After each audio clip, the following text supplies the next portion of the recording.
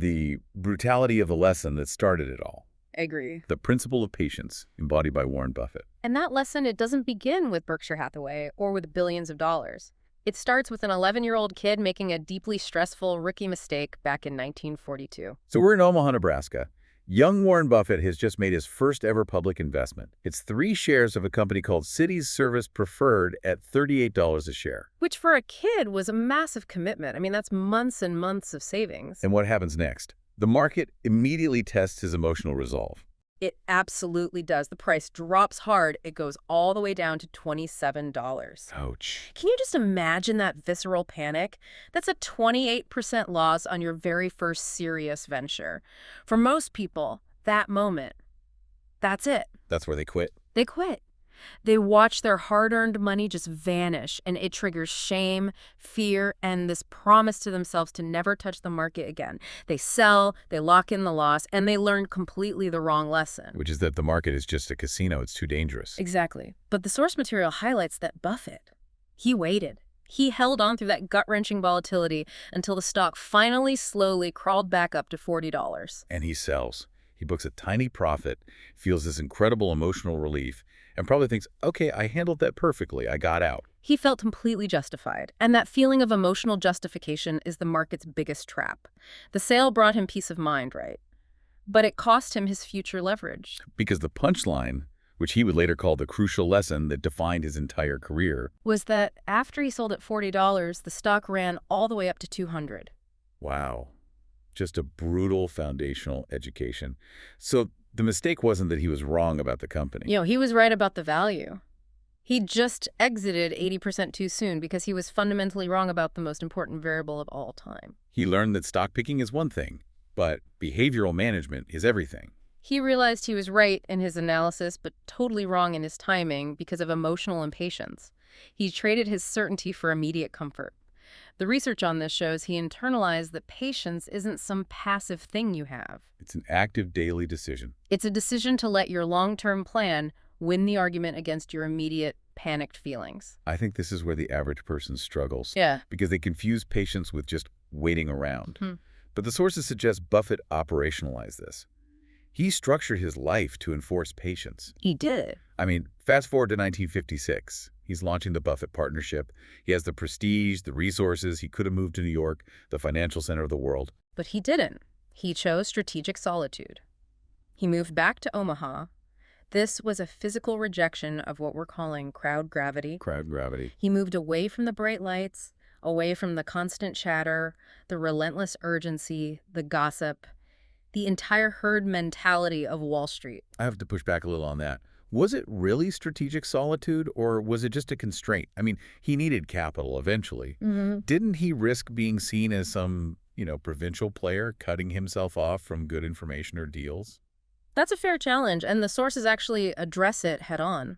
Buffett's core belief, which was cemented by that city service mistake, was that high-quality, actionable information does not come from daily chatter. Right. It's not from the noise. It comes from deep reading, from annual reports, corporate histories, industry data. By moving to Omaha, he prioritized the deep work of reading and thinking over the shallow work of networking and reacting. So he was basically recognizing what you could call the social cost of compounding. Precisely. If you are executing a genuinely long-term plan, you look boring to the outside world. You're not making headlines. You skip the hot deals. You don't have a dramatic, sellable story every week. Your progress is subtle. It's often invisible for years. It doesn't photograph well. It is the literal opposite of modern viral success, which is all about high velocity and constant visibility. So his move to Omaha was a system to neutralize the 2 main enemies of compounding we've identified: impatience and crowd gravity. Absolutely. The default human habit is what you could call action as security. We constantly check our phones, we tweak our portfolios, we react to headlines because doing something makes us feel in control. Even when doing nothing is the best strategy. Exactly. Omaha physically reduced the number of available triggers for that kind of action. And crowd gravity is the tendency of your social world to validate that twitchiness, to pull you toward whatever is exciting now. So if your wealth is built on patience, you have to build a system that makes the necessary boring choices automatic. You can't just rely on feeling disciplined every single day. Which leads us right into the practical tools the sources identify for automating that patience. The first one is structural, it's preventative, it's called the holding rule. A one-page rule detailing specific predefined conditions for buying, adding, or selling an asset. You write it down when you're calm, when you're rational, when you feel financially secure. The goal is simple.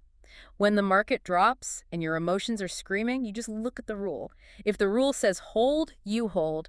It prevents that emotional mid-storm rewriting of your strategy. Which is exactly where the city's service mistake happened. Exactly. The second tool is critical for managing your focus. Separate inputs from information. Okay, what's the difference? Most people obsess over market news, headlines, what analysts are saying. That's all information, and they get paralyzed by it. But the only things that truly create wealth are your inputs. Meaning? Your automatic contributions, the time you spend in the market, your skill development. You have to prioritize the inputs you can control over the distracting noise of information you can't. That is a profound reframe. Because our culture rewards consuming information, which often just leads to anxiety rather than rewarding the mundane, consistent input. It does. And tool number 3 helps you manage that anxiety. It's about creating a checking window. Limiting how often you look at your long-term accounts. So monthly or quarterly, not daily. Please, not daily. If you check every day, the natural volatility of the market becomes a daily stimulus for your nervous system. You are literally training yourself to be impatient. By creating a checking window, you stop your nervous system from hijacking your rational financial brain. The research is clear. Less visibility leads to less emotional reactivity. And the final tool, which is more about self-motivation, measure the right scoreboard. Stop tracking the short-term outcomes you can't control, like the daily ups and downs of your portfolio. It's a waste of energy. A total waste. Instead, you track the things you can control. Your savings rate, your skill growth, your consistency of effort. These are the inputs that eventually guarantee the output. Your scoreboard should reflect your effort, not just external luck. You know, the sources also mention something called a boredom budget, which I find fascinating. It's a genius concept. It comes from observing successful long-term investors. A boredom budget basically means you decide in advance what small percentage of your capital or your time goes toward what you might call learning bets or high-velocity excitement. So you're scratching the itch, but in a controlled way. Precisely. Maybe 95% goes into boring, automated, diversified compounding, and 5% goes to that fun, exciting, high-risk venture. This way, your need for novelty and excitement doesn't hijack your core security. It keeps the gambling part of your brain entertained without destroying the whole long-term plan. That's a really comprehensive framework for operationalizing patience. Okay, so for the listener who's ready to act, what are the 3 micro steps we'd recommend starting with today? Okay, step 1. Write your patience policy. 5 simple sentences describing what specific headlines, like, say, a market drop of 10% or major political news, you will explicitly not react to in the next year. You are pre-committing to stillness. I like that. Pre-committing to stillness. Step 2. Set one automation today. Auto-transfer a fixed amount, even if it's a small amount, to a non-checking account on your payday. Make the boring, correct choice the absolute default. And step 3. Delete one trigger. Remove one finance app, one stock checker, or one distracting news app from your phone's home screen. Just for 7 days. Break that pattern of action to security and see how much mental space you get back. The ultimate maxim from this segment has to be, if you can stay steady while others stay loud, time will start working for you. That strategic quietness is pure leverage. It's pure leverage. But before you can afford to sit still like Buffett, you have to do the necessary, unglamorous work of making contact and building proof. And that transitions us perfectly to principle number 2. Which is the principle of contact. And this shifts us from investing patience to entrepreneurial action. We see this powerfully with Madam C.J. Walker and John Paul DeJoria. Let's start in St. Louis, 1904. Sarah Breedlove, who would become Madam C.J. Walker, is struggling with hair loss, and she's working as a sales agent for another entrepreneur, Annie Turnbow Malone. This is the critical genesis moment. She was facing deep struggles, economic, social, and physical, and her job was incredibly rigorous. She was selling door to door, traveling constantly, talking directly to Black women who were completely ignored by the mainstream beauty industry. This was her education, an unfiltered, brutal, and totally essential education. The sources really emphasize this. She wasn't just selling a finished product from a script. She was treating the act of selling as continuous, high-fidelity market research. Yeah, with every conversation, she was gathering data. Invaluable non-monetary capital. What are the specific unmet needs? What are the actual rituals of hair care in the home? What price point inspires trust versus suspicion? What are the cultural objections? That hands-on door-to-door contact gave her perfect clarity and proximity to her customer. Which the large traditional businesses just didn't have. They were miles away, and that clarity is what gave her the confidence to launch her own line a year later. And the Hinge detail here, it's just incredible. It completely addresses this myth of needing a ton of capital. She launched her own line in Denver with only $1.25. $1.25. $1.25. I mean, that just fundamentally demolishes the myth that you need massive venture capital or even moderate savings to start. The money bought the initial supplies. The real capital was the clarity and the trust she had already earned through that direct contact. So for the listener starting something today, what does that $1.25 start really hide? What was the non-monetary capital, the skill, the trust that Walker already had in the bank? It hides that inventory of knowledge, all those thousands of conversations. She already knew the language, the pain points, the effective sales demonstrations. She didn't need to spend $10,000 on consultants. She needed $1.25 for supplies and the courage to knock on the next door. Her early progress was just repetitive, physically demanding, deeply personal. She was the demo, she was the customer support, and she was the distribution network. That is the definition of lonely ground floor work. And she didn't just stop at personal sales. She institutionalized that system of trust. By 1910, she'd built a factory, but the real genius was in her distribution model. Yes. She didn't rely on existing retail channels that wouldn't serve her. She trained a network of sales agents, the Walker agents, who worked on commission. By the time of her death, she employed 40,000 women across the U.S. and the Caribbean. Incredible. She took the direct trust she had earned and she scaled it through relationships. She turned her sales force into really economic missionaries. Her total sales exceeded $500,000 in her final year. A self-made millionaire whose success was defined by this maxim: before you scale, you must sell. And before you sell big, you must sell close. And to reinforce this principle, we can look at John Paul DeJoria, the co-founder of Paul Mitchell and Patron. He came from a position of profound scarcity. He'd been homeless twice. That experience, it instills an acute necessity, right? The rule is simple. If you don't sell, you don't eat. There is no room for comfort disguised as planning or endless refinement. Not at all. So in 1980, when he teamed up with Paul Mitchell, they started the company with only $700 between them. $700. That extreme constraint forced them to build a selling business, not a fantasy business that was just reliant on future funding. They had to launch immediately. They had to focus intensely on a small, specific market, which was hair salons.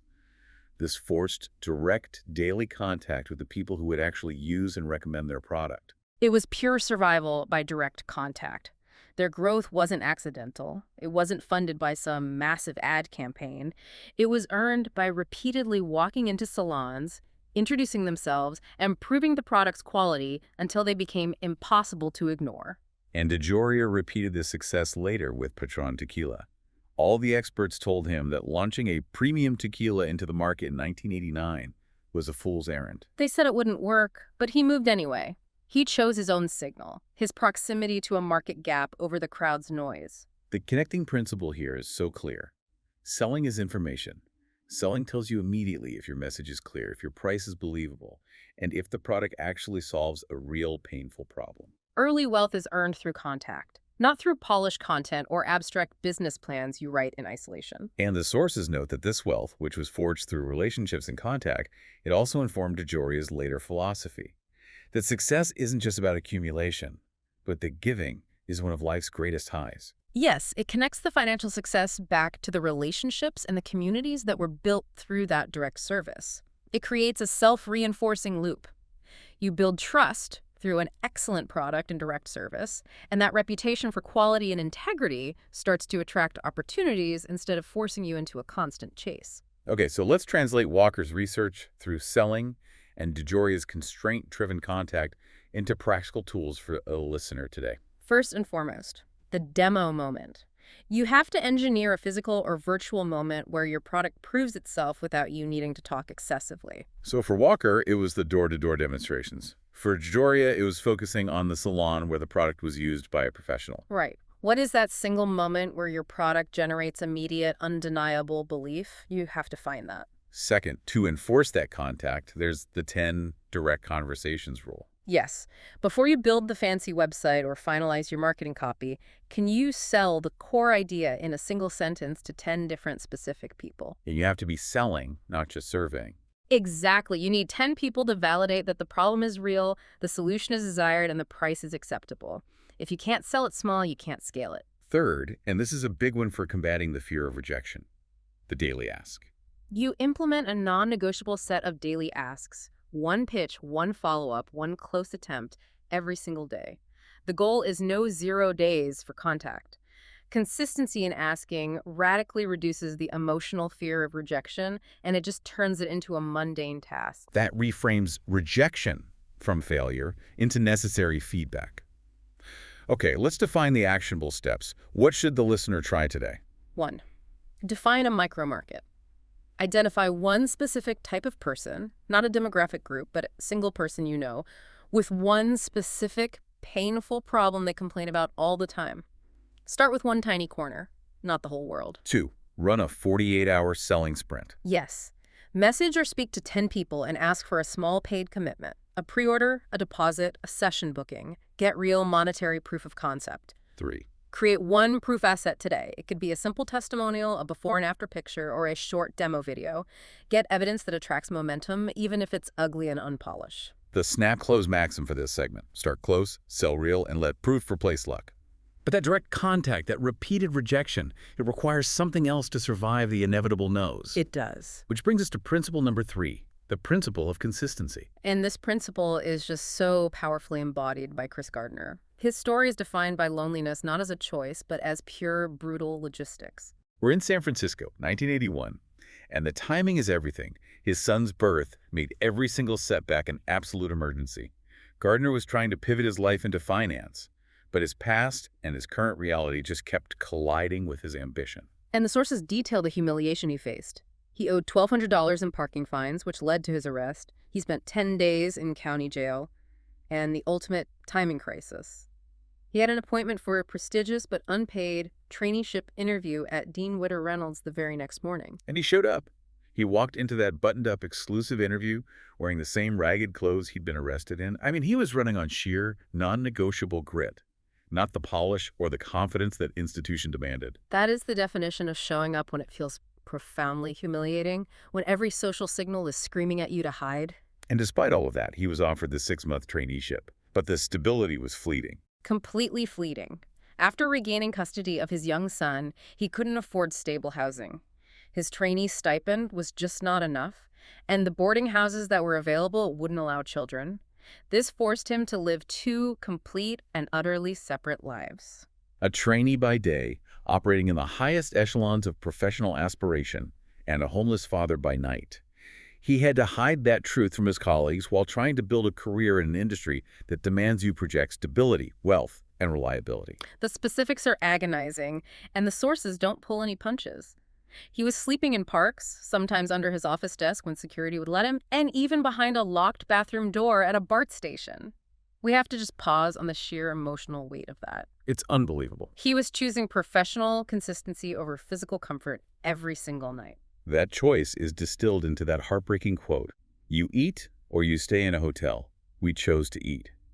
He was trading immediate shelter for long-term security. This is lonely progress in its rawest form. He didn't have the time or the social currency to explain himself or seek pity. He just had to ensure 2 things happened. First, survival logistics for his son, and second, that he was still standing in the professional world the next morning. So the mechanism of his success wasn't some miracle. It was purely procedural. Yes. He passed his licensing exam on the first try, and crucially, he was the only trainee in his entire program who was offered a permanent position at Dean Witter. It wasn't one grand, heroic gesture. It was a non-negotiable sequence of showing up, regardless of the chaos around him. So principle 3 is, consistency is a shelter you can carry. When you're forced to build without applause or external validation, you learn to run on principles instead of your volatile moods or other people's opinions. The sources stress he didn't climb out of that by faking confidence. He succeeded by showing up when showing up felt humiliating. He kept his professional identity intact, and that secured him access to better jobs and better options, even while his personal life was in complete disarray. And that stability is so critical because, as we've established, wealth often starts as access to the next opportunity. And you don't get access if you withdraw. That's the default trap for most people when life gets messy. It's self-protection through withdrawal. I'll quit this job and try again when I'm ready, or I'll apply for that promotion when I'm more stable. Right. Gardner didn't have the luxury of readiness. He had to move forward without waiting for stability or motivation. So his lonely progress had this profound hidden advantage. He learned how to keep promises to himself when absolutely no one else was watching or caring. That intense personal discipline became compounding capital. Right, not just in financial investments, but in his reputation and in future opportunity. The goal, therefore, is to make forward motion your identity. Your consistency isn't dependent on your mood or motivation or your circumstances. It's fundamentally tied to who you are and what you do every day. Okay, let's get practical. How do we build that two-life system that protects consistency even when our environment is unstable? We start with the minimum forward day, or MFD. You have to define the smallest set of actions that still counts as progress, and it has to be non-negotiable. It might be 25 outreach messages, 60 minutes of uninterrupted skill work, or one job application. If you hit your MFD, the day was a success, regardless of the outcomes. And the psychological separation is key. Separate shame from strategy. Exactly. Shame is designed to make you hide. It says, you're a mess, withdraw until you can fix yourself.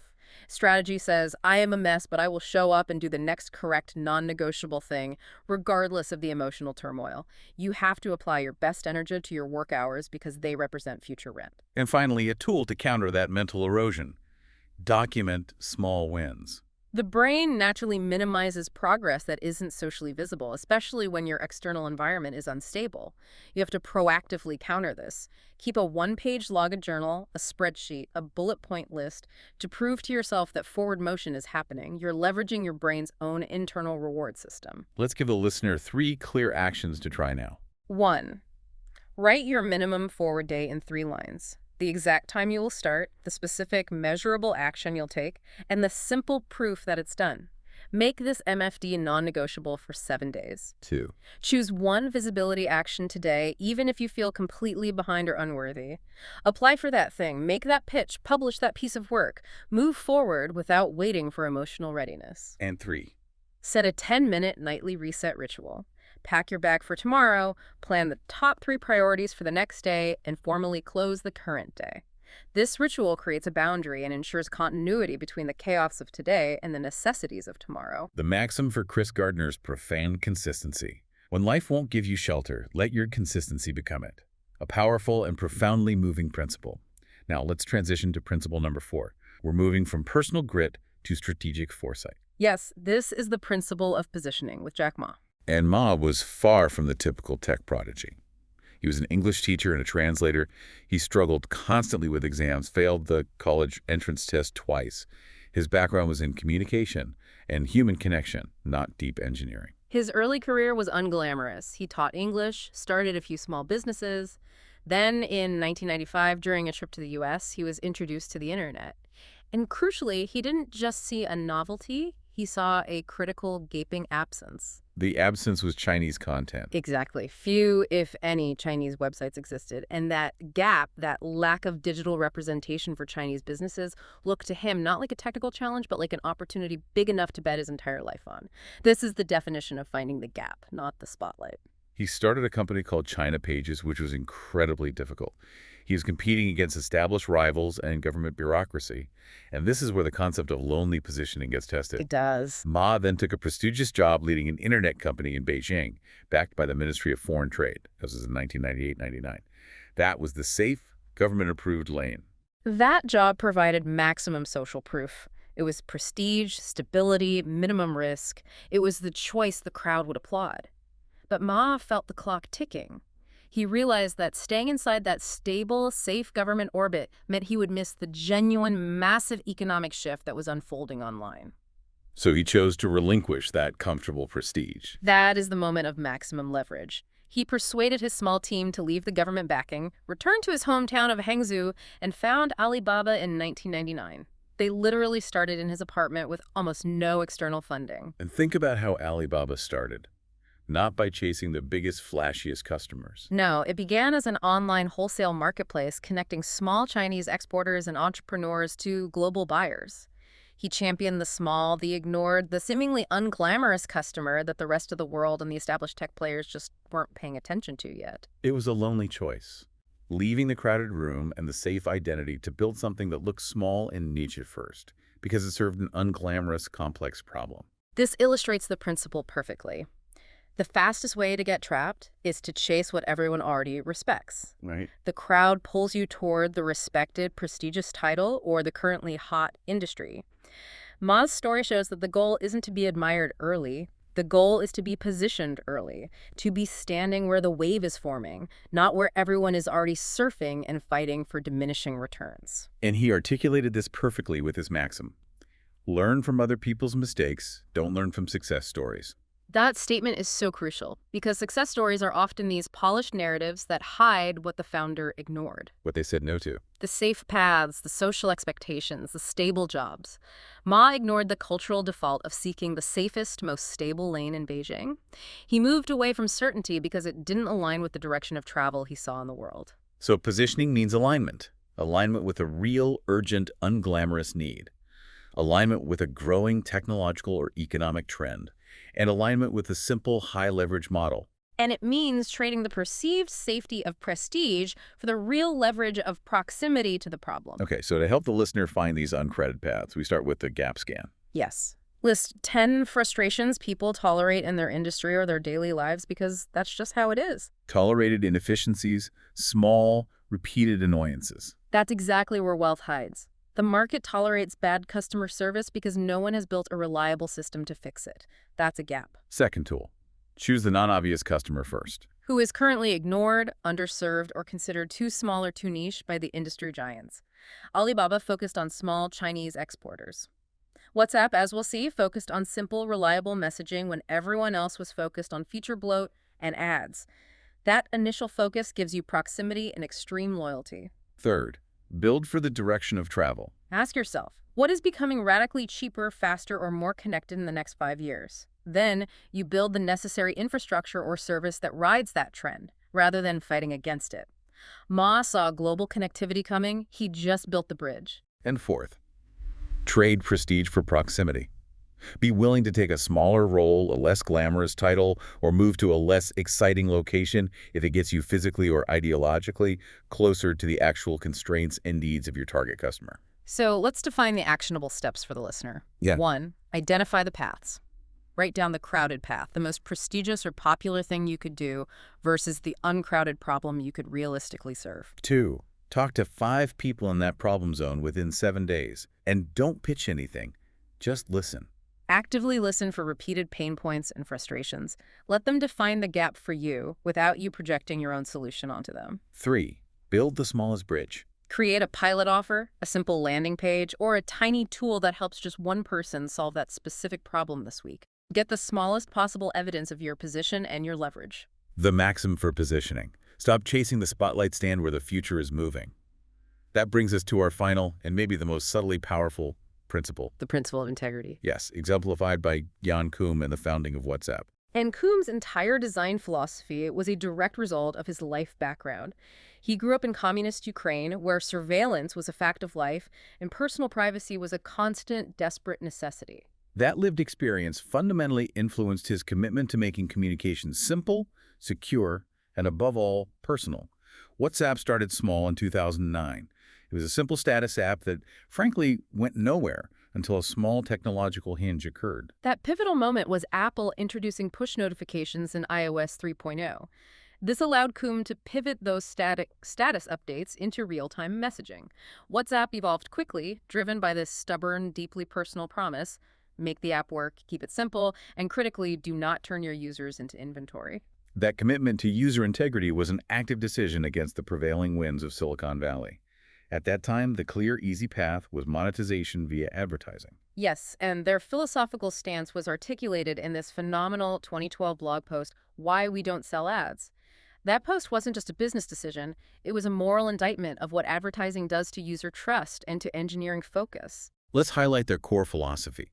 Remember, when advertising is involved, you, the user, are the product. They chose the hard constraint, focus purely on reliability and trust, and charge users directly, which they did initially with a small fee. This choice made them look naive, maybe even foolish to the crowd. Because the crowd was rushing toward the guaranteed revenue of ads and data extraction. Right. And the market reaction to that 2012 blog post, well, it was mixed, but largely skeptical in finance circles. Analysts saw it as strategically limiting. They thought they were just leaving massive revenue on the table, but refusing to leverage user data. But that external skepticism was their shield. It was their shield. Because they were committed to that constraint, they could focus their engineering efforts entirely on uptime, simplicity, and speed. They never had to waste time integrating ad systems or optimizing engagement metrics that actually hurt the user experience. So their integrity became their strategic leverage. Exactly. Trust compounds faster than feature bloat. Because they protected TrustComm, called communication, personal, and sacred users, invited other users. Reliability became their reputation, and that reputation created massive scale and eventually incredible acquisition leverage. The $19 billion acquisition by Facebook in 2014 was the financial result of years of protecting their core asset trust long before they were forced to. Lonely wealth often comes faster when you refuse to monetize your integrity. Most people assume wealth is built by saying yes to every opportunity. Coom's success was defined by a strategic no. No to distraction, no to hype, and no to business models that corrode user trust for short-term extraction. It's the ultimate long-term habit versus the short-term habit. The short-term habit is monetize now, collect all the data without knowing what it's for, and, fix the bugs later. WhatsApp's philosophy was charge for value delivered, not attention stolen, and prioritize security above everything else. So how do listeners operationalize this integrity? They have to start with the won't-do list. Yes. Write down 5 things you refuse to do in your product, your service, or your career. Things like ads in private spaces, using dark patterns to trick users, unnecessary data collection, or constant feature bloat. Make these non-negotiable constraints. Second, pick one obsession metric. Choose a single reliability metric: uptime, response time, retention, clarity, and treat it as sacred. That metric has to drive your engineering and your time investment above all others. Third, monetize with alignment. Ensure your revenue model is intrinsically based on value delivered. A subscription, a service fee, a time-based rate. Something where your success equals your user's success. Rather than being at odds with it. Right. And fourth, make trust visible. Explain plainly, simply, and clearly what you collect, what you protect, and what you refuse to compromise on. And then, consistently, religiously, keep that promise. Transparency reinforces the integrity loop. Okay, for actionable steps now. 1. Define your product's personal space. Identify where the user must feel absolutely safe, respected, and uninterrupted within your offering. 2. Remove one intrusion this week. Get rid of a pop-up, an unnecessary data request, a distracting notification, or a non-essential feature. Take a concrete action to clean up and simplify the user experience. 3. Ship one reliability upgrade. Make your support faster, your onboarding clearer, or eliminate one known persistent bug, something the user feels immediately as a reduction in friction or an increase in trustworthiness. The final maxim for integrity. Guard trust early, and it will pay you back later with interest. And these 5 principles, patience, direct contact, consistency, positioning, and integrity, they might seem disparate. They cover investing, sales, technology, sheer grit. But they tell a unified story. The unified theme is the deliberate choice of a temporary strategic solitude. Each of these figures, Buffett, Walker, Gardner, Ma, Coombe, they all deliberately stepped away from the crowd, from the noise, and from the external validation system. They chose a quieter path that allowed them to optimize for long-term compounding. Compounding in assets, in trust, in skill, in market reputation. Rather than optimizing for short-term velocity or social approval, they optimized for durability. They realized that their plans could only survive the bad years, the bad moves, and the bad headlines if those plans were immune to crowd gravity. If you rely on external applause or motivation, you will fail when the environment gets volatile. But if you build a system based on these boring, difficult principles, that system can compound wealth for decades. Let's review those 5 maxims one last time as anchors for the listener, tying back to the power of that strategic solitude. Patience. If you can stay steady while others stay loud, time will start working for you. Selling. Start close, sell real, and let proof replace luck. Consistency. When life won't give you shelter, let your consistency become it. Positioning. Stop chasing the spotlight, stand where the future's moving. And integrity. Guard trust early, and it will pay you back later with interest. You know, it is a fascinating thought that the greatest luxury in a world of constant, overwhelming noise might just be the ability to define your own silence. So the final charge is this. What specific, unglamorous, small work, the daily ask, the minimum forward day, the one-page holding rule, are you currently avoiding that could unlock your greatest leverage? What system can you build today to make those necessary boring choices the default, ensuring that your long-term plan can survive bad moods, bad headlines, and bad weeks? Go build your quiet leverage.